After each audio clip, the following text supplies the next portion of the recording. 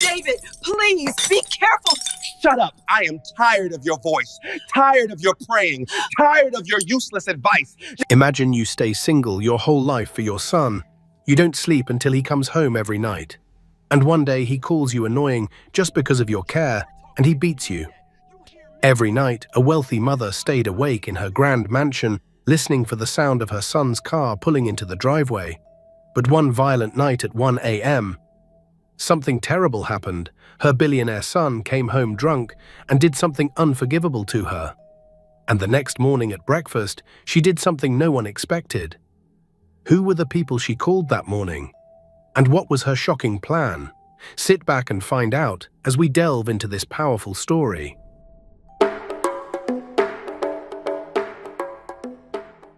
In the heart of Lagos, inside a beautiful mansion surrounded by high gates and security cameras, a woman named Cassandra lived alone with her son. The mansion was big, with marble floors, expensive furniture, and large windows that let in the morning sun. But despite all the beauty, Cassandra's heart was heavy. Cassandra was 65 years old. Her hair was grey, tied neatly in a bun. Her hands were gentle but strong, the kind of hands that had worked hard all her life. She had raised 3 children alone after her husband died many years ago. Her eldest daughter, Helen, was married and lived in Abuja with her family. Her younger son, James, worked abroad and called her once a week. But her middle child, her firstborn son, David, still lived with her. David was 42 years old, tall and broad-shouldered. He owned several businesses and properties across Lagos. On paper, he was a billionaire. People respected him in public. They called him Ogre David and bowed when he passed. But at home, David was different. At home, he was a nightmare. Years ago, David had been kind. He laughed easily. He helped people. He respected his mother and treated her like a queen. Cassandra remembered those days clearly. She remembered when David graduated from university and started his first business. She remembered how he used to bring her flowers and say, "Mama, everything I am is because of you." But slowly, things changed. First, it was drinking at business meetings. "Mama, it is just business," he would say. Then it was drinking alone at night. Then gambling, small bets at first, then bigger ones, then dangerous ones. David lost millions in secret. He borrowed money from dangerous people. He lied to his family. And when the debts piled up and his businesses started failing, he became angry, not at himself, at everyone else, especially at his mother. Cassandra watched her son change with a breaking heart. Every night she prayed, "God, please bring back my son. Please remove this evil from him." She fasted. She tried talking to him gently. "David, my son, please tell me what is wrong. Let me help you." But David only shouted back, "Stay out of my business, woman. You don't understand anything." Still, Cassandra did not give up. She cooked his favorite meals every day. She washed his clothes even though they had housekeepers. She left notes of encouragement on his bedroom door. Every morning, before he woke up, she would whisper outside his door, "I love you, my son." God loves you, but David's heart had grown cold. He saw her love as weakness. He saw her patience as foolishness. And every night, he came home later, drunker, angrier. Cassandra began to fear her own son. She started locking her bedroom door at night. She stopped wearing her jewelry because David had started demanding money from her. Twice, he had taken money from her bank account without asking. When she confronted him gently, he exploded. "It is my father's money," he shouted. "You have no right to question me." Cassandra's friends noticed the change. They saw the sadness in her eyes. "Sister Cassandra, are you okay?" they would ask at church. Cassandra would force a smile. "I am fine, just praying for my son." But inside, she was dying slowly. Every day, she lived in fear. Every night, she wondered if tonight would be the night David finally went too far. One night, Cassandra sat in the living room with her Bible open on her lap. The big clock on the wall showed 1:47 a.m. Her eyes were tired, but she refused to sleep. She had learned the hard way that David's late-night returns were dangerous. She needed to be awake in case something happened. She whispered softly, looking at the ceiling, "Lord, please bring my son home safely. Please protect him from evil. Protect me too, Father." At exactly 2 a.m., she heard it. The roar of an engine, the screech of tires against the driveway, the violent slam of a car door. Cassandra's heart began to beat faster. She closed her Bible slowly and stood up. Her legs felt weak, but she forced herself to walk toward the entrance hall. She waited, her hands clasped together tightly. The front door burst open with a loud crash. David stumbled inside, reeking of alcohol and cigarettes. His expensive coat was unbuttoned and stained. His shoes dragged across the marble floor. His eyes were bloodshot and wild. He kicked the door shut behind him so hard that the frame cracked. The sound echoed through the entire house. Cassandra took a small step forward. "David, welcome home," she said gently, trying to keep her voice calm. David looked at her with disgust. His face twisted into an ugly expression. "What are you still doing awake?" he slurred, his words heavy and broken. "I was waiting for you, my son," Cassandra said softly, her heart pounding. "Are you hungry? Let me prepare something for you." David laughed. It was a bitter, ugly sound that made Cassandra's skin crawl. "Hungry? You think food will fix anything?" He staggered forward, swaying slightly. "Come, let me help you upstairs," Cassandra said, reaching out her hand slowly. "You need to rest." "I don't need anything from you," David shouted suddenly, his voice exploding through the quiet house. He moved toward the dining area, his steps unsteady. On the way, he knocked over a small side table. A beautiful ceramic vase, the one Cassandra's late husband had bought her on their anniversary, crashed to the floor. It shattered into dozens of pieces, scattering across the marble like broken stars. Cassandra gasped softly, her hand flying to her mouth. "David, please, be careful." "Shut up," David roared, spinning around to face her. His eyes were filled with rage. "I am tired of your voice, tired of your praying, tired of your useless advice." Cassandra took a step back, fear creeping into her chest like cold water. "David, please, calm down. You are not yourself right now." "I am myself," David shouted, moving closer to her. "This is who I am. You just refuse to see it." He stormed past her into the kitchen. Cassandra followed slowly, her hands trembling. The kitchen was where she had been praying earlier. Her Bible still lay open on the small wooden stool near the window. The lamp above it cast a soft glow over the pages. David saw the Bible, and something inside him snapped. His face twisted with even more anger. He grabbed the Bible and threw it across the room. It hit the wall and fell to the floor. "Always praying," he shouted, his voice filling the kitchen. "Always acting holy. Where is your God now, huh? Where is he when I am losing everything? When my businesses are failing? When people are coming to collect their money?" Cassandra's eyes filled with tears. She bent down slowly to pick up her Bible. "David, my son, God has not left you. You have left him. Please let us talk. Let me help you." "Help me!" David's voice was venomous. He moved toward her quickly. "You want to help me? You?" Before Cassandra could respond, David grabbed her by both shoulders. His fingers dug into her flesh painfully. He shook her violently, her head snapping back and forth. "David, you are hurting me," Cassandra cried out, her voice breaking. But David was beyond listening. His face was inches from hers, his breath hot and reeking of alcohol. "You are nothing," he screamed. "You hear me? Nothing. You could not save my father, you could not save this family, and you cannot save me." Tears streamed down Cassandra's face. "David, I love you. Please, stop. You are my son." "I am not your son," David shouted. "I am a failure, a disappointment, and it is all because of you." He shoved her hard. Cassandra stumbled backward, her arms flailing as she tried to catch her balance. Her hips slammed into the sharp corner of the wooden dining table. Pain exploded through her side, white and burning. She cried out and tried to steady herself, gripping the edge of the table, but David moved forward again. His face was twisted with rage and something else. Hatred, disgust, things a son should never feel for his mother. He raised his hand high, and then he brought it down hard across her face. The slap echoed through the kitchen like a clap of thunder.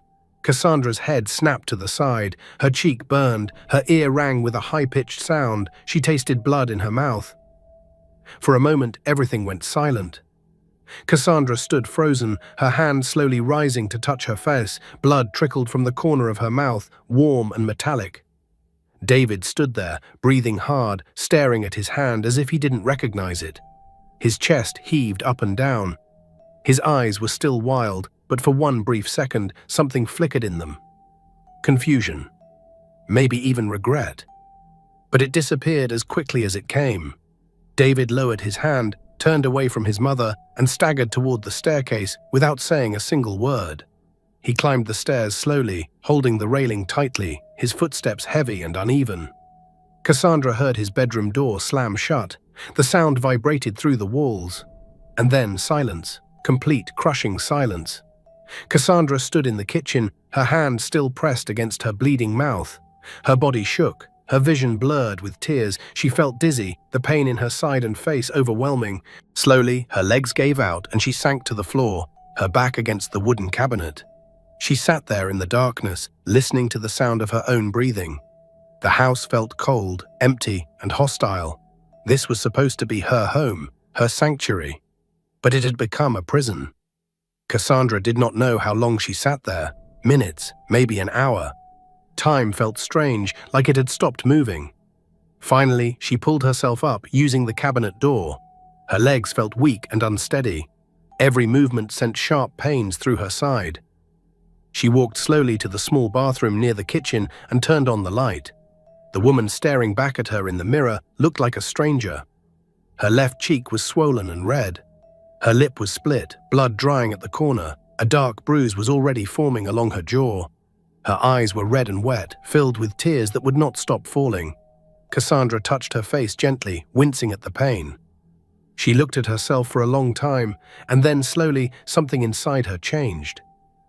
Her tears stopped, her breathing steadied. Her eyes, once filled with sadness, became clear and sharp. She whispered to her reflection, her voice low and firm, "No more. This will never happen again." Cassandra washed her face carefully, dabbing at the blood with a clean cloth. Then she walked back into the kitchen. She did not go to her bedroom, she did not lie down, she did not hide. Instead, she turned on the light fully. She walked to the cupboard and began taking things out one by one. Flour, sugar, eggs, butter, cocoa powder, vanilla extract, baking powder. She placed everything on the counter slowly and deliberately. Then she turned on the oven and tied her apron around her waist. Cassandra began to bake. Her hands trembled as she cracked the eggs into the bowl. Her side ached with every movement. Her swollen face made it hard to see the measurements clearly. But she did not stop. She mixed the ingredients carefully, beating the batter until it was smooth and rich. She poured it into a round pan and placed it in the oven. The sweet smell of chocolate began to fill the kitchen, warm and familiar. While the cake baked, Cassandra moved to the dining room. She cleaned the table carefully, wiping away every speck of dust. She brought out her best plates, the ones she only used for special occasions. She set out forks, sieves, and napkins. She arranged everything perfectly, as if preparing for an important guest. Then she returned to the kitchen, took the cake out of the oven and let it cool on the counter. The chocolate cake was perfect. Rich, dark, and beautiful. It was David's favorite. The same cake she used to make for him when he was a little boy. The same cake he used to beg her for on his birthdays. Cassandra stared at the cake for a long moment. Then she sat down at the dining table and folded her hands in her lap. She did not sleep. She did not rest. She waited. As the first light of dawn began to creep through the windows, painting the sky in shades of pink and orange, Cassandra picked up her phone. Her hands were steady now. Her mind was clear. Her heart was determined. She dialed the first number. It rang twice before a sleepy voice answered. "Mama, is everything okay? It is so early." "Helen," Cassandra said quietly, "I need you to come home, now." There was a pause. Then Helen's voice became sharp with worry. Mama, what happened? Are you hurt? Is it David?" "Just come," Cassandra said. "Please, I need you here." "I am leaving now," Helen said immediately, her voice filled with urgency. "I will be there in 2 hours. Mama, please be safe." Cassandra hung up and dialed the second number. This time, an elderly man's voice answered, groggy but alert. "Cassandra, is that you? It is not even 6 a.m. yet." "Yes, Mr. Thomas," Cassandra said. "I am sorry to call so early, but I need your help." Mr. Thomas was her neighbor from 2 houses down. He was 75 years old, a retired judge, and one of the most respected men in their community. Everyone knew him. Everyone listened to him. His word carried weight. "What is wrong, my dear?" he asked, his voice now filled with concern. "Can you come to my house this morning?" Cassandra asked. "Around 8 a.m. I need you to witness something very important." "Witness what?" Mr. Thomas asked carefully. Cassandra hesitated for just a moment, then said softly, "The truth. I need you to witness the truth." There was a long silence on the other end. Then Mr. Thomas said, his voice serious and firm, "I will be there, Cassandra. You can count on me." Cassandra hung up and took a deep breath. Her heart was pounding, but her hands remained steady. She dialed the third and final number. A young man's voice answered immediately, alert and professional. "Officer Daniel speaking. How may I help you?" "Daniel," Cassandra said. "This is Mrs. Cassandra, David's mother." Daniel's tone softened immediately. "Mrs. Cassandra, good morning, Ma. Is everything all right? You sound different." Daniel was 38 years old. He had grown up in the same neighborhood as David. They were childhood friends. They used to play football together in the street, study together for exams, and dream together about their futures. But while David became a billionaire, Daniel chose to serve his country as a police officer. He had watched David's downfall with deep sadness and had tried many times to reach out and help him. "Daniel," Cassandra said quietly but firmly, "I need you to come to my house this morning, around 8 a.m., and please bring backup officers with you." Daniel's voice became serious immediately. "Mrs. Cassandra, what happened? Did David do something? Are you safe right now?" "I am safe," Cassandra said, "but I need you here. I will explain everything when you arrive." "I will be there," Daniel said firmly. "I promise you, Mrs. Cassandra, I will be there." Cassandra hung up and placed her phone gently on the table. She looked at the chocolate cake sitting in the center of the dining table, surrounded by perfectly arranged plates and cutlery. She looked at her reflection in the glass cabinet door, her bruised and swollen face staring back at her. Then she stood up slowly and walked upstairs to her bedroom. She opened her wardrobe and chose a simple but dignified dress. It was navy blue, modest and clean. She combed her gray hair neatly, pulling it back into her usual bun. She looked at herself in her bedroom mirror, and then she made a decision. She did not cover her bruises. She did not put on makeup to hide the swelling. She did not try to conceal the split lip or the dark marks on her jaw. She left her face exactly as it was. Evidence, proof, truth. By 7:30 a.m., the sun was fully up. The mansion was bathed in golden morning light. Everything looked peaceful from the outside. But inside, Cassandra sat at the dining table, her hands folded in her lap, her bruised face calm, waiting. At 7:55 a.m., she heard it. Heavy, slow footsteps coming from upstairs. David was awake. Cassandra did not move. She sat perfectly still, her eyes fixed on the staircase. David came down the stairs slowly, rubbing his head with one hand. He was wearing the same clothes as the previous night. His face looked tired and puffy. His eyes were bloodshot. But there was no guilt in his expression. No shame, no regret, no apology. He walked into the dining room and stopped suddenly when he saw the table, the chocolate cake, the plates, the perfect setup. He looked at his mother sitting quietly at the table, her bruised face turned toward him. For one brief second, something flickered in David's eyes. Recognition, shame, but it disappeared quickly. His mouth curved into a smirk. "So you finally learned your lesson," he said, his voice dripping with arrogance and satisfaction. "You know your place now. You understand who is in charge." Cassandra did not respond. She simply watched him, her face calm and unreadable. David walked to the head of the table and sat down heavily, as if he owned not just the chair, but the entire world. He reached out and pulled the cake toward himself. He cut a large, greedy slice and shoved it into his mouth, chewing loudly. "This is how it should be," he said between bites, crumbs falling onto the table.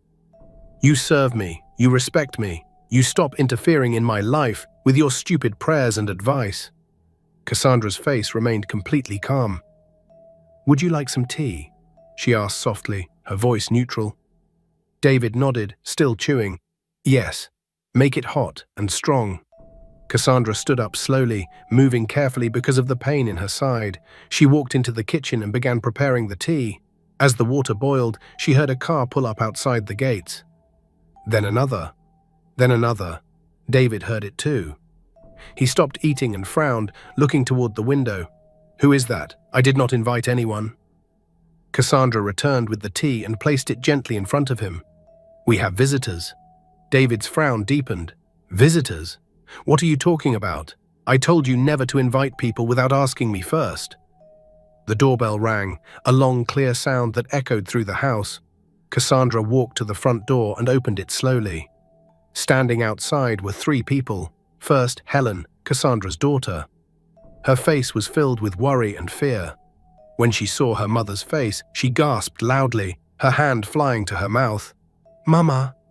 Tears immediately filled her eyes. Second, Mr. Thomas, the retired judge. He stepped inside with quiet but unmistakable authority.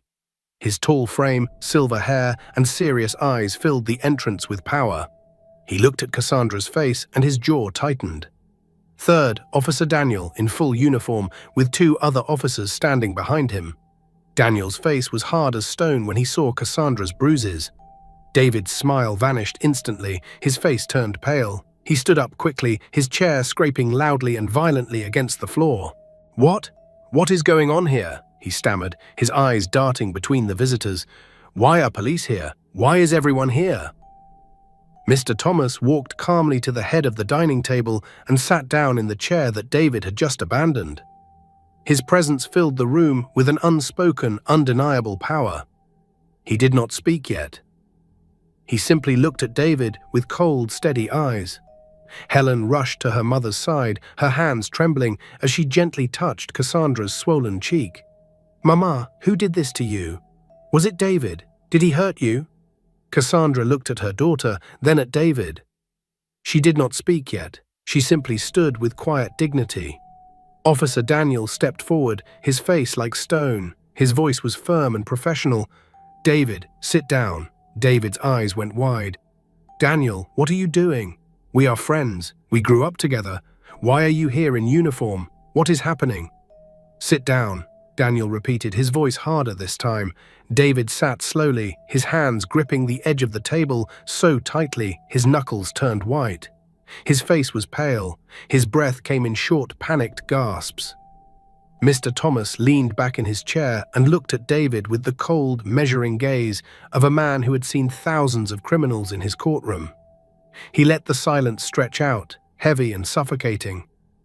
Finally, he spoke. His voice was quiet, but carried the weight of absolute authority. "David, do you know why we are all here?" David's mouth opened, but no words came out. He looked like a trapped animal. "Let me tell you," Mr. Thomas continued, "we are here because your mother, a woman who has loved you, raised you, sacrificed everything for you, called us. She called us because last night you came into this house drunk. You destroyed her belongings. You grabbed her, you shook her violently, you threw her into the furniture, and you slapped her across the face." David's face turned red. Sweat began to form on his forehead. That is not. I mean, it was not like that." "It was not like what?" Daniel interrupted, stepping closer. His voice was hard and angry. "Not like assault, not like abuse, not like attacking your own mother?" David looked desperately at his mother. "Mama, tell them it was a mistake. Tell them I did not mean it. Tell them I was just drunk. I was not in my right mind." Cassandra finally spoke. Her voice was soft, but it cut through the room like a sharp, clean blade. "It was not a mistake." David froze. His mouth hung open. Cassandra stood up slowly, wincing slightly from the pain in her side. Her bruised face was calm, strong, and filled with quiet power. "It was not a mistake, David, because this is not the first time." Helen covered her mouth with both hands, tears streaming down her face. Cassandra continued, her voice steady and clear. "For 2 years you have been drinking, gambling, losing money, coming home angry, shouting at me. breaking things in this house, threatening me, taking money from my account without asking, and I stayed silent. I prayed, I fasted, I hoped you would change. David opened his mouth to speak, but Cassandra raised her hand gently but firmly. Last night, she said, you crossed a line that can never be uncrossed. You put your hands on me. You looked me in the eyes, your own mother, and you hurt me. You made me bleed, and then you went to bed as if nothing happened, as if I was nothing.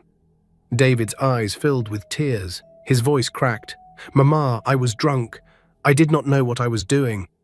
I was not thinking clearly. You knew, Cassandra said quietly, her voice filled with pain but also with strength. You knew exactly what you were doing, and you chose to do it anyway. Officer Daniel pulled out a small black notebook from his pocket.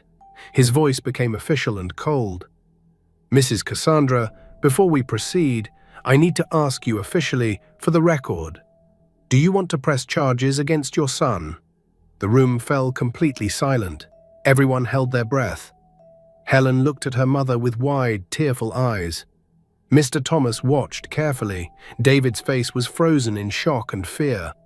Cassandra looked at David for a long, painful moment. She saw the little boy he used to be, the young man who used to bring her flowers, the son who used to make her laugh, but she also saw the monster he had become, the man who had hurt her, the man who had made her afraid in her own home. Finally, she nodded slowly. Yes, I want to press charges. David's face crumbled completely. His mouth opened in a silent scream. Mama, no, please, no, I am your son. You cannot do this to me, please. And I am your mother, Cassandra said, her voice breaking slightly but remaining firm. But I cannot let you destroy yourself. Or me.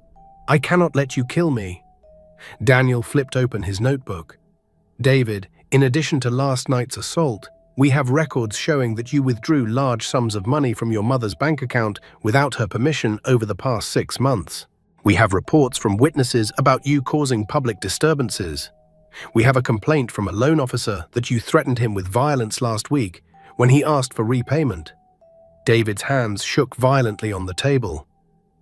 I was going to pay it all back. I just needed more time. I was working on a deal. Everything was going to be fine. I just needed one more chance. You needed help, Cassandra interrupted, but you refused it. Every time I tried to talk to you, you shouted at me. Every time I suggested counseling, you laughed. Every time I begged you to stop drinking and gambling, you told me to mind my own business. You refused to listen. You refused to stop. You refused to get help. And now, my son, I must do what I should have done a long time ago. Mr. Thomas stood up slowly, his tall frame casting a long shadow across the table. David, your mother has shown you more mercy than you deserve. She could have let you continue on this path until you completely destroyed yourself. She could have abandoned you the way you have abandoned your responsibilities and your dignity, but instead, she is choosing to save you. Even now, even after everything you have done, she is trying to save you. David looked at his mother, pure panic filling his bloodshot eyes, tears streamed down his face. His voice came out in broken sobs. Mama, please, I am begging you, just one more chance. I will change. I promise you, I will stop drinking. I will stop gambling. I will never ever touch you again. I swear on my father's grave. Please, Mama, please. Cassandra's eyes filled with tears, but her voice remained steady and firm. You have said that before, David, many, many times. But every promise was broken the next day. Every oath was forgotten the moment you picked up another drink. Officer Daniel took out a pair of handcuffs from his belt. The metal clinked softly in the silent room. David, stand up. David stood slowly, his whole body shaking. His legs looked like they might give out at any moment. Mama, please, do not let them do this. I am your son, your firstborn. Please. Cassandra walked closer to him, moving slowly and carefully. She stopped right in front of him. She reached out and touched his cheek gently with her bruised hand. I love you, David, she whispered, tears rolling down her face. I have always loved you, from the moment I held you as a baby until this very moment. But love does not mean I let you kill me. Love does not mean I stand here and watch you destroy yourself piece by piece. Love does not mean I allow you to turn into a monster." David broke down completely. He fell to his knees right there in the dining room, his whole body shaking with violent sobs. "Mama, I am sorry. I am so sorry. Please forgive me. Please."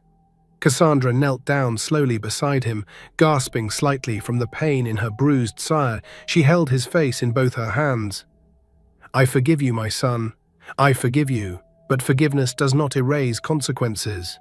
Forgiveness does not mean I pretend last night did not happen. Forgiveness does not mean everything goes back to the way it was." Daniel stepped forward and gently pulled David to his feet.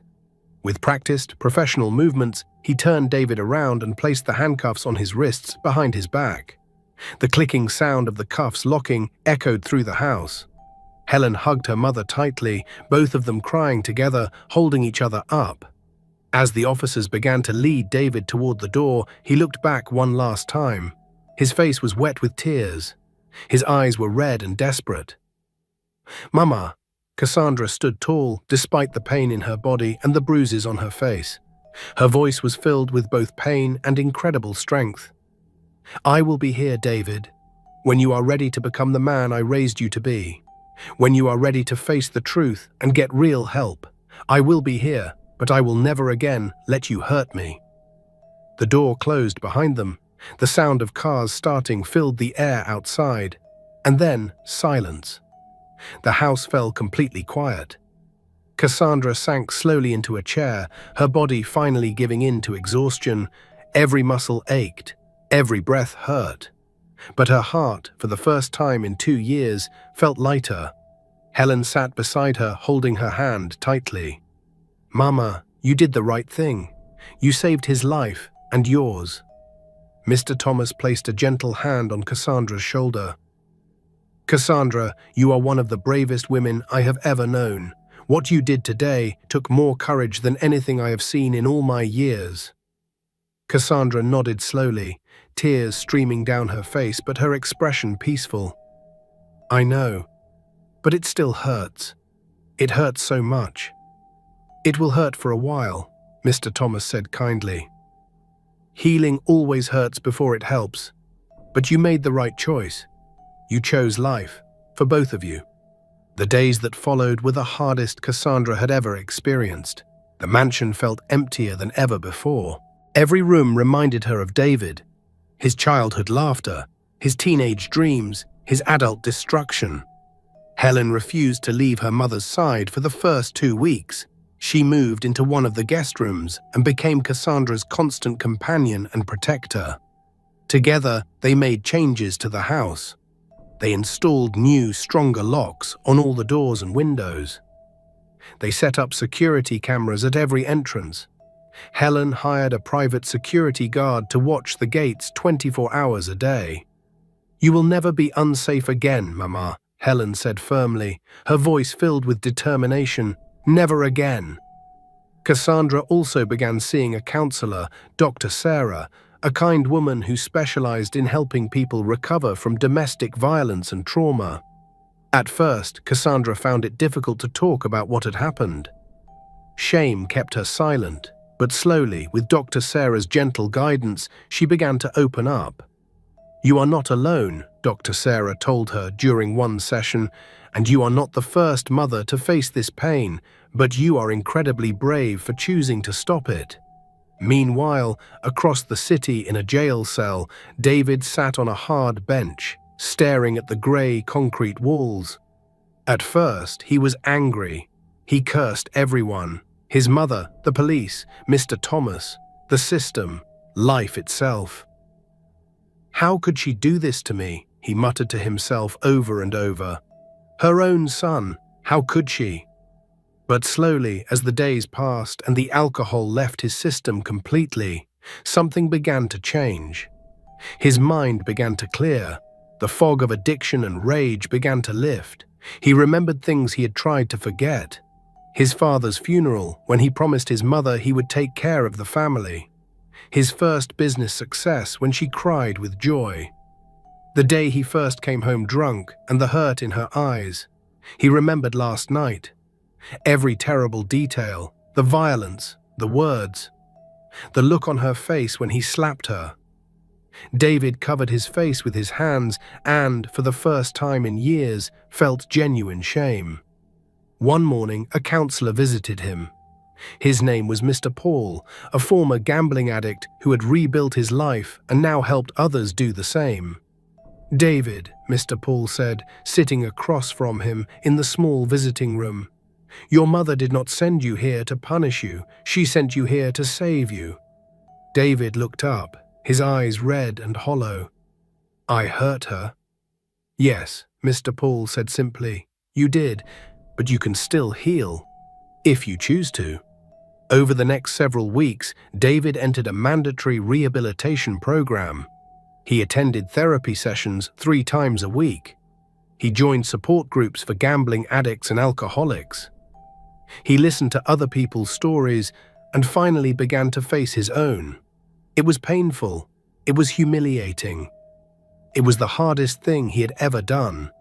But slowly, very slowly, David began to understand the depth of what he had become. He wrote letters. Dozens of them, most of them he threw away, ashamed of his own words. But finally, after a month, he wrote one letter that felt true. One letter that came from somewhere deep inside him that was still human. He sent it to his mother. Cassandra was sitting on her balcony one afternoon when Helen brought her the mail. "Mama, this is from David." Cassandra's hands trembled as she took the envelope. For a long moment, she just held it, staring at her son's handwriting. Then slowly, she opened it. Inside was a single page, written carefully in David's familiar script. "Mama, I do not know if you will read this. I do not know if I deserve for you to read it, but I need to say these things, even if you never respond. I am sorry. Those words feel too small for what I did, but they are all I have. I am sorry for every cruel word, every raised hand, every moment I made you afraid in your own home. I am sorry for the man I became. I was not your son that night. I was a stranger, a monster wearing your son's face. And I hate him. I hate what I did to you. I hate that I made you bleed. I hate that I made you choose between loving me and protecting yourself. I do not expect you to forgive me. I do not expect you to trust me again. I do not expect anything from you. But I want you to know that by refusing to stay silent, by calling for help, by pressing charges, you saved my life. I am in treatment now. I am facing my addiction to alcohol and gambling. I am learning about the person I became and how to become someone better. It will take a long time. Maybe years, maybe forever. But I will do it, not because I want something from you, but because you deserve a son who honors you, even if only from a distance. Thank you for loving me enough to stop me. Thank you for being braver than I ever was. Your son, David." Cassandra folded the letter slowly, carefully, as tears rolled down her cheeks. Helen, sitting beside her, asked gently, "What will you do, Mama?" Cassandra looked out at the garden, at the flowers blooming in the afternoon sun. Her face was calm. "I will pray for him. I will hope for him. But I will also protect myself. I will not go back to living in fear. Love does not mean returning to danger."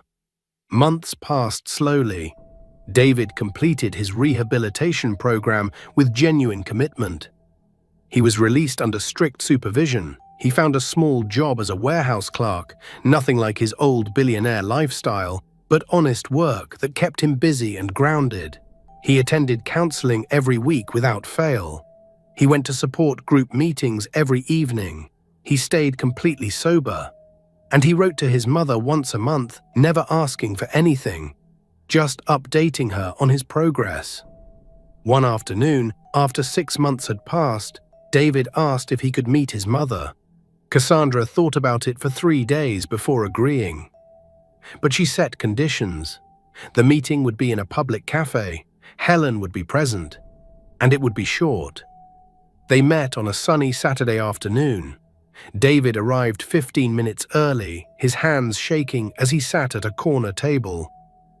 When Cassandra walked in with Helen, he stood immediately. "Mama." Cassandra looked at him carefully. He looked different, thinner. His expensive clothes were gone, replaced by simple jeans and a clean shirt. His face looked tired, but his eyes were clear, truly clear, for the first time in years. They sat down slowly. For a long time, nobody spoke. The cafe buzzed with other people's conversations, but their table was silent. Finally, David spoke quietly. "Mama, I do not expect you to let me back into your life. I do not expect you to trust me, but I want you to know I am trying. Every single day, I am trying to be better." Cassandra nodded slowly.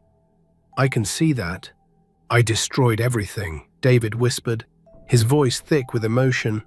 "My businesses, my reputation, my relationship with you. But I do not want to rebuild the money or the status. I just want to rebuild who I am as a person."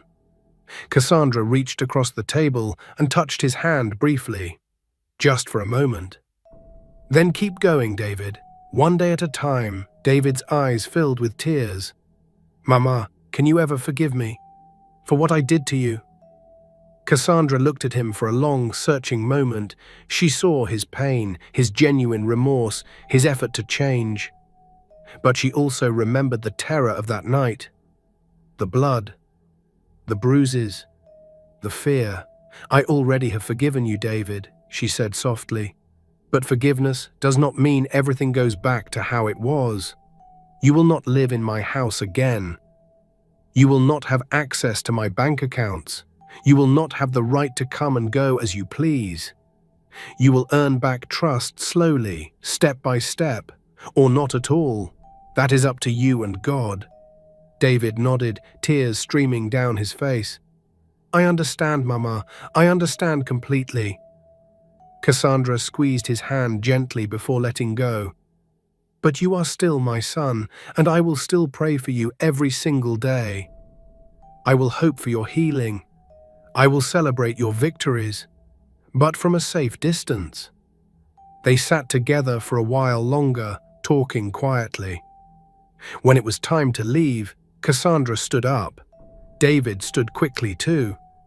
For a moment, they looked at each other. Then Cassandra opened her arms slightly. David stepped forward and hugged his mother carefully, gently, as if she might break. It was not the embrace of before, when he was a boy and she was his whole world. But it was something. It was a beginning. Cassandra returned home that evening with Helen. Her heart felt different, lighter but also stronger. She looked around her mansion, which was no longer a place of fear, but had truly become a sanctuary of peace. She had survived. She had made the hardest choice of her life. She had chosen herself without abandoning her son. She had set boundaries that protected her while still leaving room for hope. And in doing so, she had saved both their lives. Helen continued to visit often, sometimes staying for entire weekends. James called more frequently from abroad, checking on his mother and offering support. Cassandra began attending church again with joy instead of desperation. She volunteered at a women's shelter, helping other mothers who were facing abuse. She laughed with her friends. She planted new flowers in her garden. Her bruises faded completely. Her body healed. Her spirit grew stronger. David continued his journey with quiet determination. He worked his simple job. He attended every meeting. He stayed sober. He saved his money carefully and eventually paid back some of the debts he owed. He sent his mother letters regularly, always respectful, never demanding. Once a month, they met for a brief coffee. Sometimes they talked. Sometimes they just sat together in silence. Cassandra never returned to the mansion while he was there. She never gave him a key. She never relaxed her boundaries. But she also never stopped being his mother. She never stopped hoping. She never stopped praying that one day the son she raised would fully return. One evening, 2 years after that terrible night, Cassandra sat on her balcony watching the sunset. The sky was painted in brilliant shades of orange, pink, and purple. The city lights began to twinkle in the distance. A warm breeze touched her face. She closed her eyes and whispered, "Thank you, God. Thank you for giving me the courage to stand. Thank you for giving me the strength to love without losing myself. Thank you for saving both of us." And in that quiet moment, Cassandra understood something profound. She had not lost her son by calling the police that morning. She had saved him. She had refused to let him destroy both their lives. She had loved him enough to let consequences teach him what her words and prayers could not. She had learned that real love is not silent in the face of harm. That forgiveness does not mean forgetting or pretending.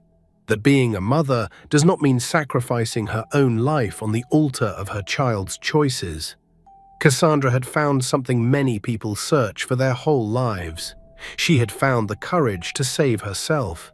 And in doing so, she had created space for real healing, real change, and real redemption. The mansion stood tall and beautiful in the evening light. Inside, Cassandra was finally, truly at peace.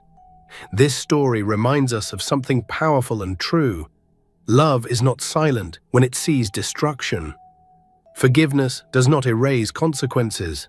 And sometimes the greatest act of love is saying firmly, clearly, with all your heart, no more. Cassandra's courage did not destroy her family. It rebuilt it on a foundation of truth, boundaries, and genuine love. She proved that a mother can love her child fiercely while also refusing to be destroyed by him. She showed that saving yourself is not selfishness, it is wisdom. My dear viewers, what do you think about this powerful story? Did Cassandra make the right choice? How would you have handled this situation? Please share your thoughts in the comments section. I would love to read from you. And guess what? The day after tomorrow, I will upload another very touching story. So make sure you subscribe to my channel and turn on your notification bell so you will be notified immediately the story drops. If you enjoyed this story, please hit the like button and share it with your friends. Thank you so much for watching.